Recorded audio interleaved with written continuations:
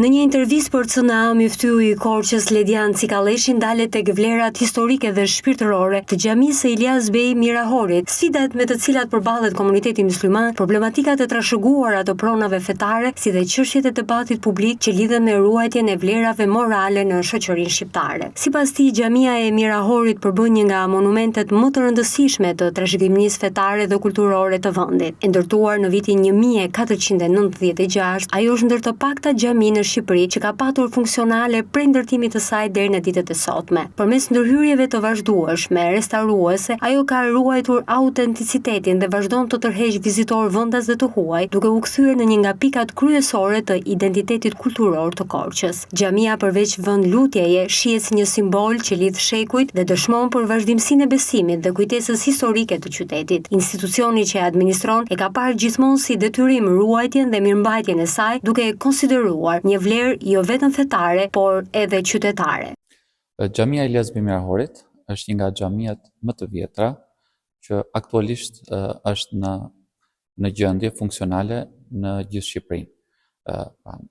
Para saj normalisht janë ndërtuar xhamitë të tjera, por asnjëra nuk është funksionale dhe asnjëra nuk i ka rezistuar shekujve, filluar nga viti 1496 kur është ndërtuar nga Ilyas Bey Mirahori, dhe deri ditët e sotme ajo gjithmonë ka qenë funksionale edhe në kam. Normalisht fal edhe ndërhyrje të vazhdueshme që janë bërë për ta ruajtur këtë vlerë të madhe që ka zona e Korçës. Duke qenë se mart këto vlera, ai vizitohet nga shumë turistë si jashtë Shqipërisë, si edhe nga brenda Shqipërisë, dhe normalisht është një nga destinacionet e qytetit Korçës, krahas pazarit, krahas shumë vlerave të tjera që ka zona e Korçës. Për këtë arsye ne përpiqemi ta mirëmbajmë edhe po themi të nxjerrim në pa vlerat historike, por edhe qytetare të zonës së Korçës.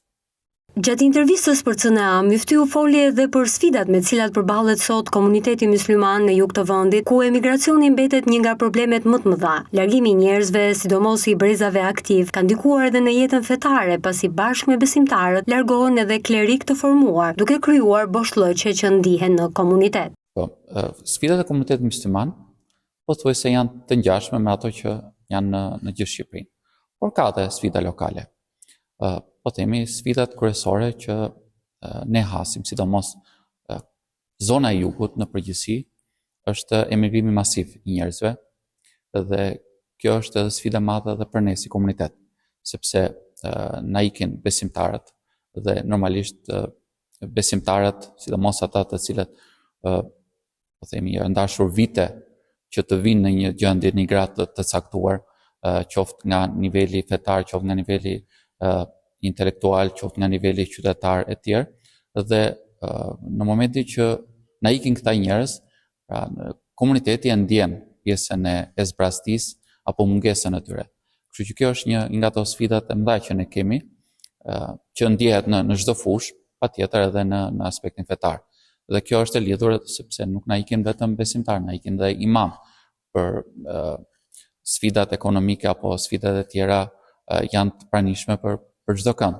Kështu që kjo bën që ne ta ndjejmë akoma më tepër pjesën e sfidës që sjell emigrimi i njerëzve, i besimtarëve që ne kemi. Një tjetër vështirësi e përmendur lidhet me periudhat zgjedhore, ku shpesh herë komunitetet fetare bëhen pjesë e kërkesave të politikës për të ndikuar në votën e besimtarëve. Në Korçë, kjo çështje është menaxhuar me kujdes, duke mbajtur një qëndrim të pavarur e të paanshëm. Sipas Cikalleshit, roli i institucioneve fetare nuk është politik, por moral dhe shoqëror, dhe misioni i tyre qëndron në përhapjen e vlerave të besimit, solidaritetit dhe qytetarisë.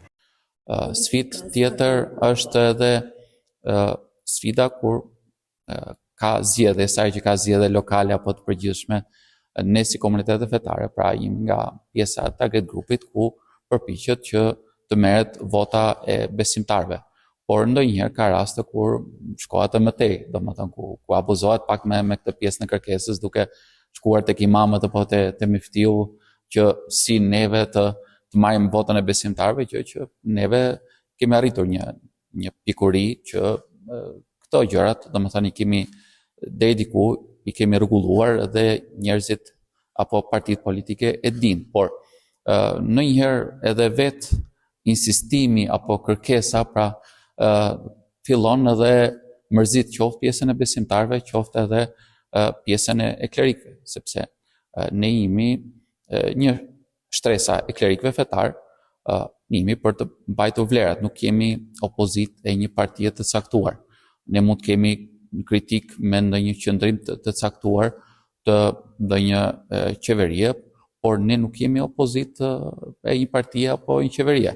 Pra, ne jemi për të përmirësuar pra moralin, besimin, për të parë për vlerat e besimin në shoqëri, dhe jo për të qenë pjesë e një partie apo për të sfiduar një parti tjetër.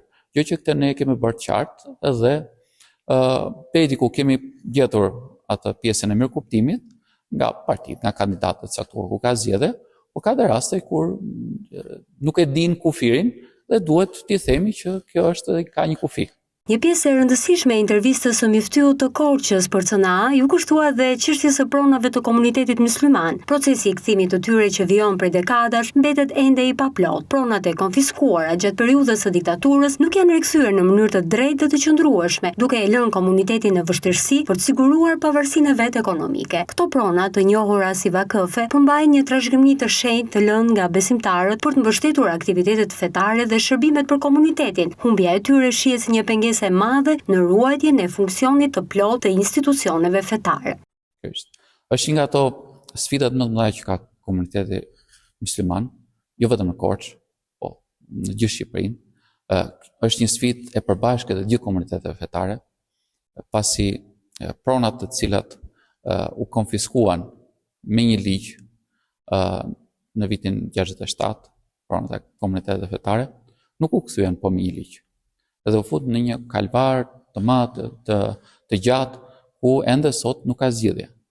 Pra, ne kemi arritur të marrim disa prona, të cilat kanë qenë të lira, por ka edhe prona të tjera të cilat ende sot nuk janë kthyer dhe jenë në të procesin e gjatë të gjyqeve, të agjencisë së kthimit të pronave apo shumë agjensive tjera që herë bëjnë sikur punojnë, me herë shkrihen me ligj, herë rihapen.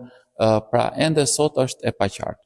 Edhe kjo është sfidë jo thjesht për pjesën se nuk është vetëm çështja e pronës, e more nuk e more, është çështja që këto pronat dikur kanë qenë garanci komuniteteve fetare. Pra një nga ato gjërat, sfidat që kanë komunitetet fetare në Shqipëri janë ndërhyrjet, po themi, të shteteve apo shoqatave nga jashtë vendit, të cilat kanë synimet e tyre. Dhe në momentin që pjesa e një komuniteti fetar nuk e ka zgjidhur çështjen e pronave apo çështjen e pavarësisë ekonomike, që mos ketë nevojë t'i hedhë syt jashtë diku kush do na ndihmoj, po t'i ketë brenda vetes ato dytarët të paktën pjesa e pronave te ne konsiderohet vakf, që do thotë një diçka e cila është lënë për shërbimin e komunitetit fetar që ai besimtari ka qenë pjesë. Pra, ka kryesisht kjo është term musliman, pra vakf, kur dikush e ka lënë si trashëgimi ose e ka dhuruar komunitetit fetar që të ardhurat që dalin nga ajo pronë, pra të shkojnë në shërbim të atij komuniteti fetar në mënyrë që të përhapen vlerat. Pra, kjo ka qenë edhe pjesa e domethënies së vakfit. Ndërkohë që pjesa e shenjtërisë së vakfit, këtyre pronave që janë lënë komunitete fetare, pra nuk është kthyer në vend, dhe kjo sjell këto problematikat e tjera, të cilat ne i përmendëm, dhe duhet një zgjidhje sa më shpejt. Pra prona të shkojë te pronari, nëse meritohet të kthehet atij që i takon. Përndryshe, domethënë me këto procedurat kanë kaluar gati 30 vite dhe ende jemi në pikën fillestare për disa prona. Në pjesën e fundit të intervistës për CNA, Myftyu u ndal edhe tek debatet e fundit që lidhen me çështjet e barazisë gjinore dhe komunitetit LGBT. Ai theksoi se komunitetet fetare në Shqipëri ndajnë një qëndrim të përbashkët për mbrojtjen e vlerave tradicionale dhe të asaj që konsiderohet e natyrshme për shoqërinë shqiptare. Ndërkohë është nënvizuar se feja islame nuk mbështet asnjë formë diskriminimi ndaj individëve, por kundërshton çdo nis që synon të ndryshojë strukturën e familjes apo të minojë rolin e saj në shoqëri.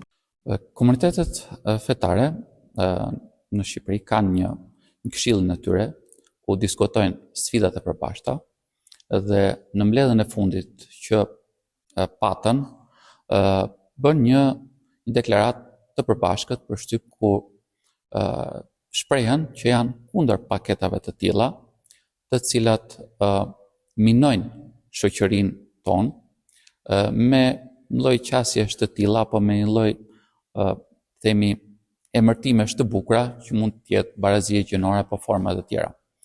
Ne jemi kundër çdo lloji diskriminimi që i bëhet njerëzve, por çdo kush ka drejtën e tij, pra ashtu siç një besimtar ka drejtën e tij të vijë në xhami apo të shkojë diku tjetër, edhe dikush tjetër, derisa ligji ja lejon, ne nuk mund t'ja imponojmë çdo kujt në jetën tij private se si duhet veproj.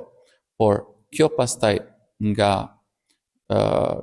shoqata, nga organizata të ndryshme, në forma të tilla, me emërtime të tilla, të futet të bëhet ligj, pra ne kemi deklaruar që jemi kundër formave të tilla, pasi nuk janë forma të natyrshme të njeriut apo të shoqërive, edhe në vendet ku po themi këto agenda kanë përparuar, nuk është që janë pa kundërshtime apo pa problematika që hasin ato zona. Pra, ne kemi rastisur personalisht, edhe kam parë familje që vuajnë këtë probleme edhe në ato zona, nuk është që janë gjithë të kënaqur me forma të tilla, me agenda të tilla. Prandaj, gjithmonë zgjidhja ka qenë ruajtja e të natyrshmes. Për Myftyun e Korçës, familja dhe ruajtja e ekuilibrave moral mbeten themeli i shoqërisë. Ai e sheh si detyrë të komuniteteve fetare të përcjellin mesazhin e vlerave, pa u përfshirë në përplasjet ideologjike apo politike të kohës. Natyrshmja është familja. Çdo lloj qasje tjetër të agjendave të ndryshme, të cilat përpiqen të minojnë pra pjesën e strukturës së familjes apo shoqërisë, të cilat nuk janë gjëra të shëndetshme, pra janë gjithmonë mbeten një kërcënim për pjesën e shoqërisë. Aq më tepër kur themi që një grup i vogël përpiqet të imponojë, pra me forma të tilla, një shoqëri të madhe se si ato duhet të qasen, pra duke i dhënë me ligj disa drejta të cilat çdo individ mund t'i marrë në formën e tij natyrshme nga shteti. Dhe për këtë gjë kemi qenë kundra, sepse nuk është që edhe në vendet e origjinës nga kanë dalë apo të tjerë mënyrë se si janë përhapur, nuk është që janë shquar për vlera. Dhe këto antivlera ti sjellësh në vendin tonë në emërtime të bukura, barazi gjinore apo forma të tjera, pastaj janë forma se si manipulohen dhe përpiqen që të prishet shoqëria, të ndëmtohet familja. Prandaj më shprehu që këto edhe nga qëndrimi jon fetar, pra edhe nga vlerat që besojmë, pra nuk i pranojmë, por edhe nga pjesa e natyrës njerëzore, natyrshmërisë, gjithmonë kemi bën theksin te kjo pjesë që nuk është diçka e natyrshme. Në përfundim mes traditës, historisë dhe realitetit të sotëm, mes ruajtjes së trashëgimisë dhe sfidave moderne, qëndrimi i Myftyut të Korçës mbetet i qartë. Komuniteti mysliman synon të forcojë moralin, bashkëjetesën dhe harmoninë fetare, duke mbetur një zë i qëndrueshëm për ruajtjen e vlerave shpirtërore kombëtare të shoqërisë korçare dhe shqiptare.